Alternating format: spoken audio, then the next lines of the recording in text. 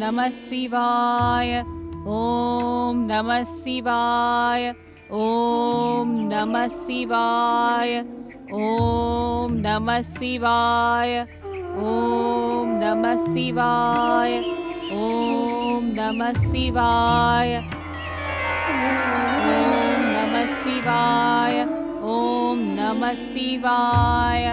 ఓం నమః శివాయ. కళ్ళు తెరు ఉపమన్యు. ఓం నమః కళ్ళు తెరు. శివాయ. ఓం నమః శివాయ. నీ ఎదుట ఎవరొచ్చారో చూడు. నమః శివాయ. ఓం నమః శివాయ. కళ్ళు తెరు ఉపమన్యు. ఓం నమః శివాయ. ఉపమన్యు, ఓం నమః విడిచిపెట్టి ఈ కఠోర తపస్సును. ఓం నమః నీ వయస్సు తపస్సు చేసేందుకు కాదు, సుఖాలను అనుభవించేందుకు. నమః శివాయ. కళ్ళు తెరు ఉపమన్యు.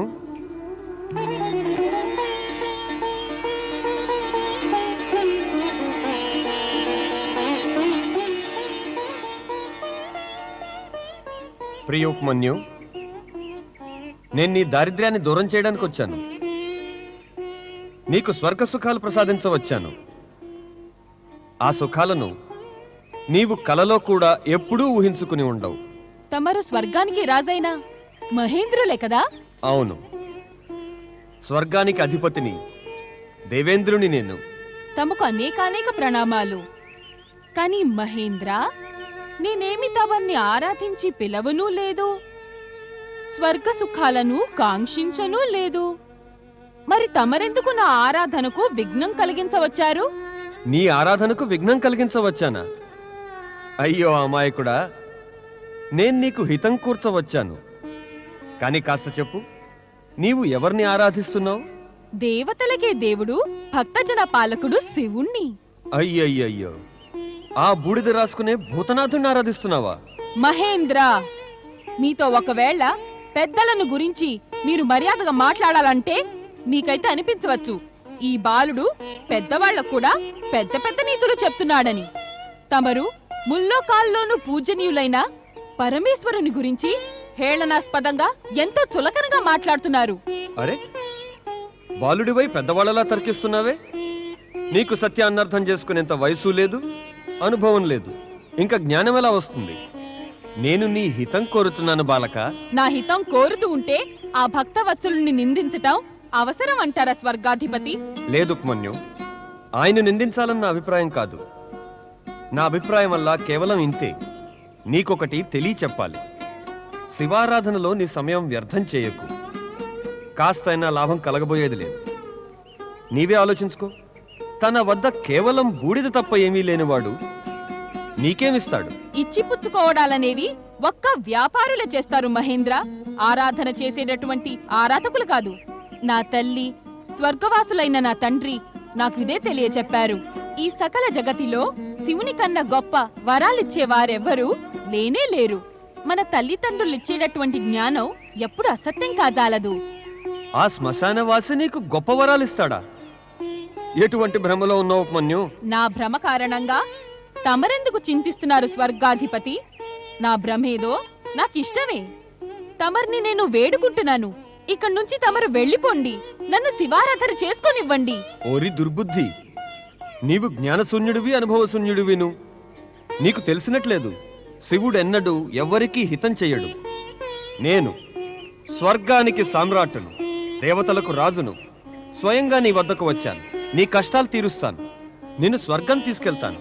స్వర్గ సుఖాలను ప్రసాదిస్తాను. మరి నీవేమో వినవాయే. ఓరి మూర్ఖ బాలక, మహామహా ఋషులు, మునులు, ధ్యానులు సైతం నిరంతర కఠోర తపస్సు చేసిన తర్వాత కూడా స్వర్గాన్ని చూడనైనా చూడలేరు. నేను నిన్ను అక్కడికి చేర్చి నీకు సుఖాలను అందజేస్తాను. స్వర్గాధిపతి, మీరు మీ ఔన్నత్యాన్ని కూడా మర్చిపోతున్నారు. నాకు మాత్రం మీతో ఏదైనా చెప్పాలంటే సిగ్గుగా ఉంది. మీకు సమాధానం ఇస్తున్నప్పుడు నా పలుకులు గనక కటుగా వినిపిస్తే వాటి యొక్క ప్రభావం నా ఆరాధనపై కలుగుతుంది. చెప్పు మరి, ఏం చెప్పదలుచుకున్నావు? ఇదే, మిమ్మల్ని చూస్తుంటే నన్నేదో ఆకలి పెరాసతో ఉన్న పక్షి అనుకుంటున్నారు. మీరీ స్వర్గ సుఖాలన్నిటినీ రొట్టె ముక్కల్లాగా నా వైపు మాటి మాటికి విసిరిపారేస్తున్నారు. వాటికి ఎగ్గపడతాననా? ఆ పరమేశుని ఆరాధన నుంచి విముఖుడనై పెరాస కొద్దీ తమరి సుఖజాలంలో పడతాననా? లేదు, అలా ఏమీ జరగదు.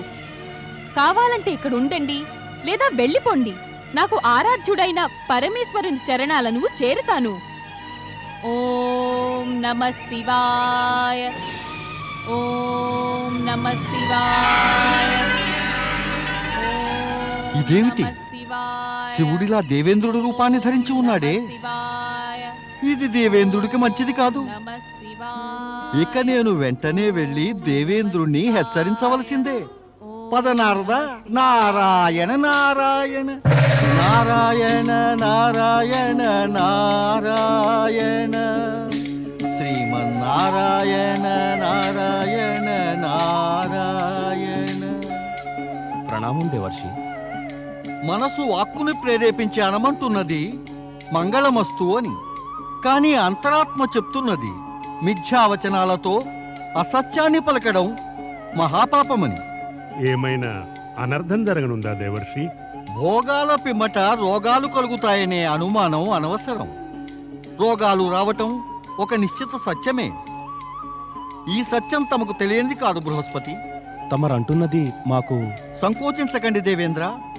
నా అభిప్రాయం తమ ఐశ్వర్యవంతమైన సౌభాగ్య జీవిత వైఖరి గురించినదే. నేను తమరికి, ఈ సమస్త దేవతలకు శుభాకాంక్షలు చెప్పాలి. ఆ విధాత తమకెంతటి విలాసమయ జీవితాన్ని ప్రసాదించారు. స్వర్గపు సంపూర్ణ సుఖాలు, సౌందర్యం, యవ్వనము అలరారుతున్నాయి. గీత, సంగీత నృత్యాల మైమరపు ఇక్కడ ఉంది. ఇక్కడ లేనిదే ఉంది, అన్నీ ఉన్నాయి. ఇవన్నీ భోగ సాధనాలే దేవర్షి. కానీ తమరేదో రోగాల గురించి ప్రస్తావించారు. అవును దేవేంద్ర, భోగి భోగాలు అనుభవిస్తూ ఉంటే రోగాలన్నీ కూడా తమలో తాము మాట్లాడుకుంటూ భోగి చెంతకు రానే వస్తాయి. నారాయణ నారాయణ.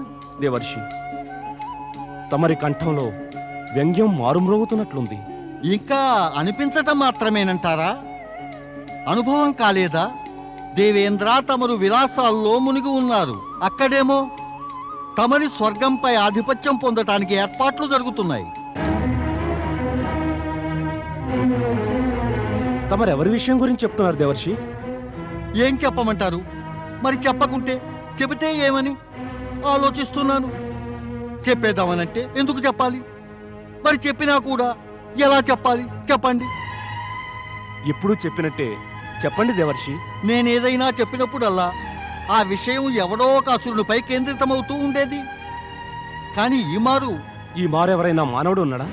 ఓయి దేవేంద్ర, మానవుడైతే చింత ఎందుకు? ఎలా చెప్పను దేవేంద్ర? ఎవరైనా ఋషులు మునులు తాపసుల గురించా? దేవేంద్ర, ఋషులు మునులు తాపసులు అయితే తమరి కుతంత్రాలకు ఏదో విధంగా తట్టుకోగలరు. తమరందరి వద్దకు అప్సరసల్ని పంపి వారి తపస్సు భగ్నం చేయగలిగారు. నారాయణ నారాయణ. దానవులు కారు, మానవులు కారు, ఋషులు మునులు కూడా కారు. అయితే మరెవరు దేవర్షి? మరెవరు స్వర్గంపై ఆధిపత్యం నెలకొల్పజూచినది?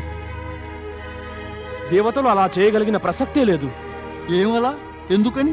అదెందుకంటే దేవతలకు స్వర్గం ప్రాప్తించినదే. నారాయణ నారాయణ.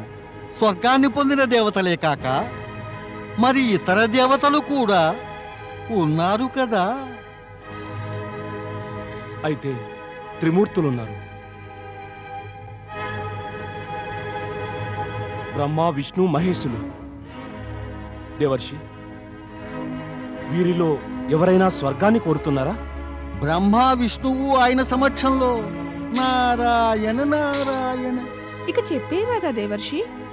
మీరంటున్నది పరమేశుని గురించి కాదు కదా? తమరి అనుమానం నిజమైనదే శచీదేవి. దేవర్షి, భక్తవత్సలుడు స్వర్గంపై ఆధిపత్యం నెరపజూస్తున్నారా? ఎందుకని? ఎందుక? తమరి ఆమోద ప్రమోద భోగ విలాసాలన్నిటినీ శాశ్వతంగా సమాప్తం చేసేందుకు. నేను నమ్మను శివశంకరులు ఎలా చేస్తారని. నాకు అనిపించడం లేదు దేవర్షి. నారాయణ నారాయణ. అంటే మీకు నా మాటలపై నమ్మకం కలగటం లేదు దేవేంద్ర. అయితే తమరే వెళ్ళి చూసుకోండి. ఎక్కడికి? వింధ్యాచలం దేవేంద్ర, వింధ్యాచలం.